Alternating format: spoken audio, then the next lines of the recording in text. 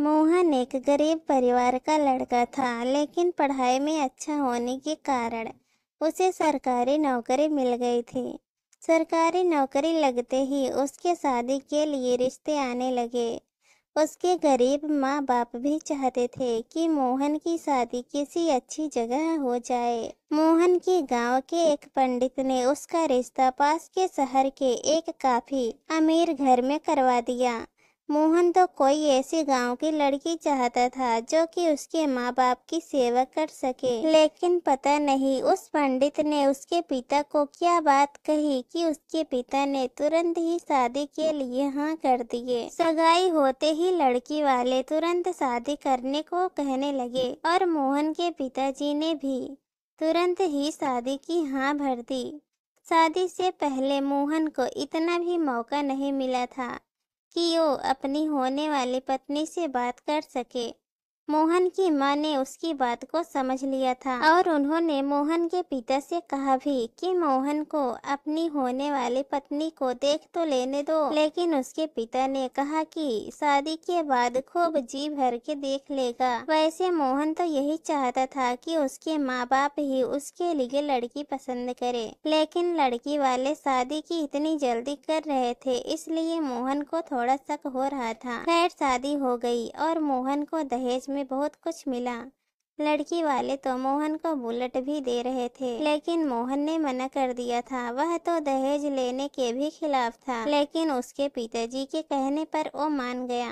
सुहाग रात की रात को ही मोहन को कुछ कुछ समझ में आने लगा था, क्योंकि उसकी नई नई पत्नी बनी दिव्यांशी ने ना तो उसके माता पिता का ही सम्मान किया था और ना ही सुहाग रात को उसने मोहन को अपने पास भटकने दिया था। उन 2 दिनों में ना तो दिव्यांशी ने किसी काम को हाथ लगाया था और ना ही घर में आने वाले किसी रिश्तेदार से ढंग से बात की थी। मोहन ने दिव्यांशी से भी कई बार पूछा कि तुम्हारी शादी मुझसे जबरदस्ती तो नहीं की गई है, लेकिन दिव्यांशी ने उसका भी जवाब नहीं दिया। मोहन के पिताजी तो शादी के बाद से ही चुप हो गए। मोहन की मां दिव्यांशी की सारी हरकतें देख रही थी, लेकिन उसको समझाने की जगह उन्होंने मोहन को समझाया कि नई नई शादी हुई है, कुछ दिनों में ही दिव्यांशी समझ जाएगी। मोहन को अब कुछ समझ नहीं आ रहा था। चौथे दिन मोहन अपनी माँ और पिताजी के कहने पर एक रस्म के अनुसार दिव्यांशी को छोड़ने के लिए ससुराल गया। मोहन और दिव्यांशी ने ट्रेन से उतरकर पैदल ही चल दिए। मोहन का ससुराल रेलवे स्टेशन से पास ही था। रास्ते में भी दिव्यांशी ने मोहन से कोई बात नहीं की, केवल मोहन की बात का सिर हिलाकर ही जवाब दिया था। रास्ते में दिव्यांशी मोहन से आगे चलने लगी। मोहन ने देखा कि 2 लड़के बाइक पर उनकी तरफ आ रहे थे। वो दिव्यांशी को देखकर रुक गए और दिव्यांशी भी उनको देखकर काफी खुश हुई। मोहन ने इतने दिनों में दिव्यांशी को पहली बार खुश होते हुए देखा था। मोहन जब तक दिव्यांशी के पास पहुंचा तब तक वो दोनों लड़के उसकी तरफ देखते हुए चले गए। दिव्यांशी के चेहरे पर एक असीम खुशी झलक रही थी। मोहन के पास आने पर दिव्यांशी ने भी मोहन को उन लड़कों के बारे में नहीं बताया और मोहन ने भी नहीं पूछा। मोहन अपने ससुराल पहुंचा। वहां पर सब लोग केवल दिव्यांशी को देखकर खुश हुए और मोहन की तरफ किसी ने ध्यान ही नहीं दिया। दिव्यांशी की मां दिव्यांशी को लेकर अंदर चली गई और मोहन बाहर बरामदे में ही खड़ा रहा। अंदर से उसके ससुर और दोनों साले बाहर आए। मोहन के ससुर ने पास ही रखी कुर्सी की तरफ इशारा किया और बोले, अरे खड़े क्यों हो, बैठ जाओ। मोहन चुपचाप बैठ गया। मोहन के ससुर की आवाज में अहंकार और घमंड साफ झलक रहा था। मोहन को वहां का माहौल कुछ ठीक नहीं लग रहा था। मोहन के सालों ने तो मोहन की तरफ ध्यान भी नहीं दिया। शाम होने को थी और अंधेरा धीरे धीरे बढ़ रहा था। मोहन को एक कमरे में ठहरा दिया। मोहन थोड़ा लेट गया और उसकी आंख लग गई। नीचे से शोर सुनकर मोहन की आंख खुली तो उसने देखा कि अंधेरा हो चुका था और 9 बज चुके थे। मोहन खड़ा हुआ और उसने मुंह धोया। उसको आश्चर्य हो रहा था कि किसी ने उससे चाय तक भी नहीं पूछी थी। मोहन उसे अपना वहम समझकर भूलने की कोशिश कर रहा था, लेकिन दिमाग तो उसके पास भी था, इसलिए वह अपने ही विचारों में खोया हुआ था। अब नीचे से जोर जोर से हंसने की आवाज आ रही थी।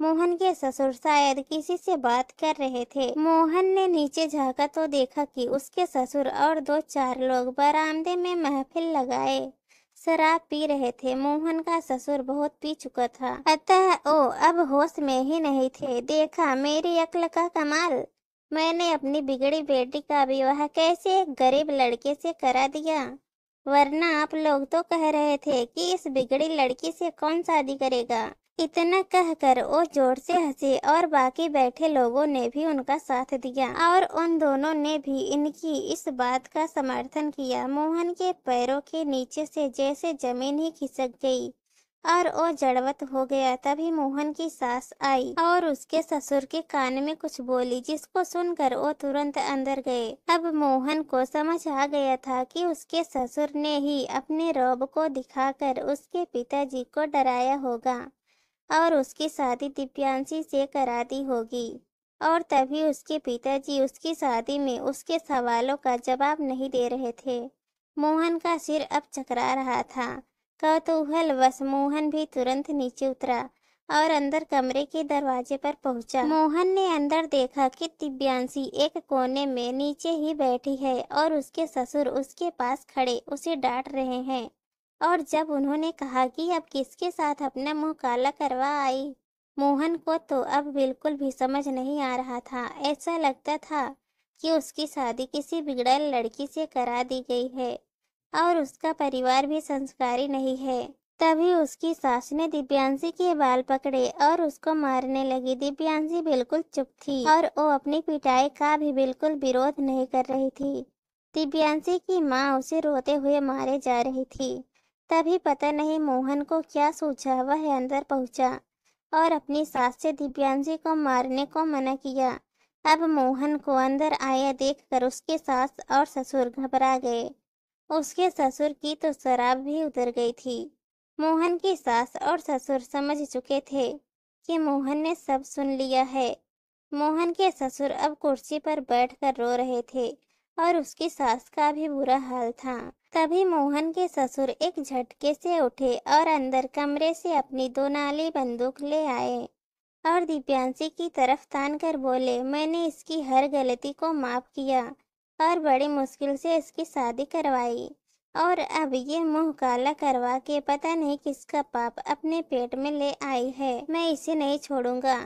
तभी मोहन ने उनके हाथों से बंदूक छीन ली और बंदूक एक तरफ फेंक दी और बोला, चलो दिव्यांशी मेरे साथ अपने घर। दिव्यांशी ने एक झटके से अपना चेहरा ऊपर उठाया। मोहन की बात सुनकर उसके सास ससुर भी चौंक गए। मोहन के ससुर बोले, मोहन तुम दिव्यांशी की इतनी बड़ी गलती के बावजूद भी उसे अपने साथ घर ले जाना चाहते हो।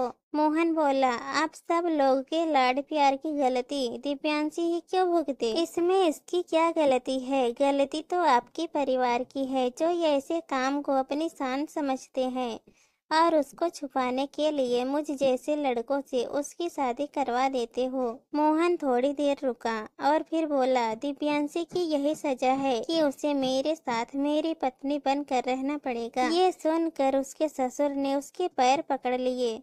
मोहन ने उन्हें उठाया और दिव्यांशी को पकड़कर घर से बाहर निकल गया और दिव्यांशी तो मोहन के पीछे पीछे बोली।